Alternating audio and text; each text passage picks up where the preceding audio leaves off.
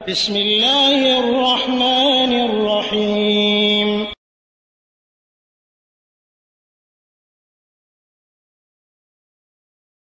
ওয়ালাইকুম আসসালাম রহমতুল্লাহি ওয়া বারাকাতুহু। 948 এক মুহতারাম ভাই জানতে চেয়েছেন যে পুরাতন হিন্দুদের বাড়ি কেনা হয়েছিল, সেখানে একটা গর্তও ছিল, সেই গর্তটা মিটিয়ে দিয়ে তার উপর ঘর করা হয়েছে।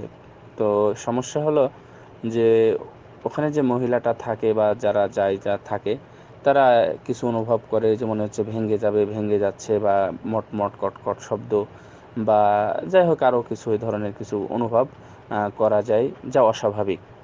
তো এই ক্ষেত্রে কি করা যায়? হুজুরকে ডাকা হলো, তো হুজুর বললেন যে এখানে জিনের আসর আছে। তো এই ঘর কি বন্ধ করা যাবে?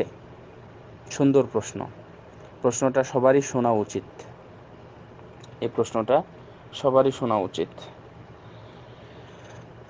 মানুষ একটা জাতি, জিন হচ্ছে আর এক জাতি, দুই জাতি। আর এর মাঝখানে আরেকটি জাতি আছে, যা দুই জাতিকেই বিভ্রান্ত করতে পারে, বিশেষ করে মানুষকে। তা হলো শয়তান। তো একজনের উপর আরেকজনের কোনো কর্তৃত্ব নেই, স্বাভাবিকভাবে নেই। আমরা যতই মনে করি না কেন জিনেরা আমাদের যখন যা ইচ্ছা তাই করতে পারে, কিন্তু এটা যেমন সত্য কথা, আমরাও তো একটা ছোট বাচ্চাকে যেমন তাই করতে পারি। তা আমরা কি তাই করি? বা কেউ করে? কয়জন বা করে? দুনিয়াতে কত পার্সেন্ট মানুষ আছে এরকম যে যখন তখন একটা সন্তানকে ধরে মেরে ফেলে, অথবা আমার যারা অধীনস্থ আমি তাদের উপর জুলুম নির্যাতন করি, এ ধরনের কয়জন আছে? তো সুতরাং আল্লাহ রাব্বুল আলামিন তাদের যে কাজ দেওয়া আছে, তারা যে তাদের জীবনযাপন আছে, তারা সেটা নিয়ে ব্যস্ত আছে। সুতরাং জিন খামাখাই সবসময় আমাদের এখানে এসে বা মানুষের দরবারে এসে সবসময় তার কাজকর্ম নেই। সুতরাং এই বিষয়টা অতিরিক্তও হতে পারে। আমি এটা হতে পারে এই জন্য বলতেছি, কারণ এটা হতে পারে পর্যন্ত রাখি। এরপরে আমি বলি যে রাসূল সাল্লাল্লাহু আলাইহি ওয়াসাল্লামের সুন্নাহ অনুযায়ী কোনো নতুন ঘরে কেউ যদি উঠে, তাহলে সেই ঘরের মধ্যে সূরা বাকারা পড়তে হয়।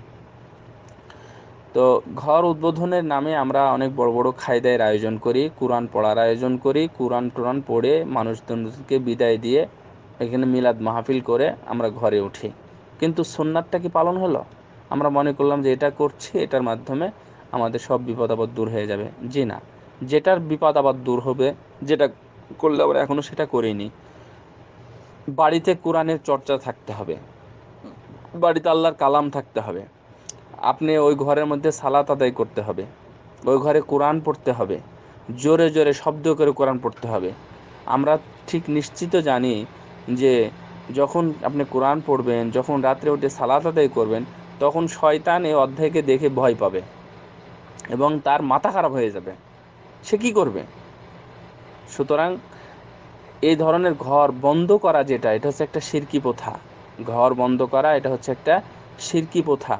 ঘুমানোর সময় দোয়া কালাম পড়ে ঘুমাবে, তবে এটা কয়েকটা কারণে হতে পারে। এক নম্বর কারণ হচ্ছে যে যারা এমনটা দেখে তারা হচ্ছে শারীরিকভাবে বা মানসিকভাবে অসুস্থ। অসুস্থ ব্যক্তিদের বিভিন্ন কিছু দেখা যায়, মানে দেখা যাচ্ছে যে গাছ মটমট করে ভেঙে যাচ্ছে, কিন্তু আসলে কি ভাঙতেছে?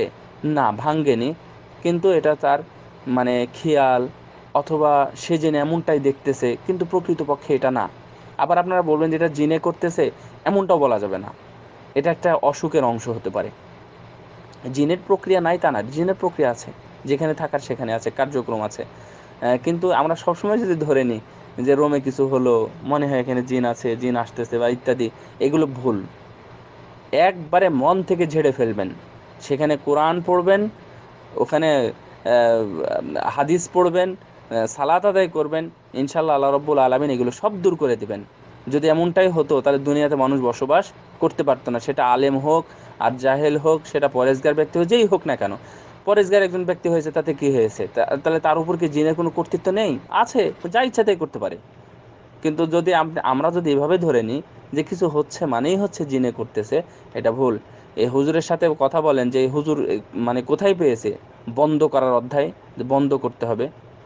তো যাক, এগুলোর অতিরিক্ত আমি বলতে চাচ্ছি না। সুতরাং সেখানে আগে কোরআন পড়েন, বিশেষ করে সূরা বাকারাটা অবশ্যই পড়তে হবে, এবং সেটা ভাড়া করে নিয়ে আসা মানুষ আবার পড়বেন না, কিন্তু এটা সাবধান। ভাড়া করা মানুষ দিয়ে খবরদার কোরআন পড়াবেন না, এটা হচ্ছে আরেকটা গুনাহ। এটা কোরআন বেচে খাওয়া, যারা এটা করতেছে তারা কোরআন বেচতেছে আর খাচ্ছে। আল্লাহ বলেছেন তাদের পেটের মধ্যে আগুন ভরতেছে।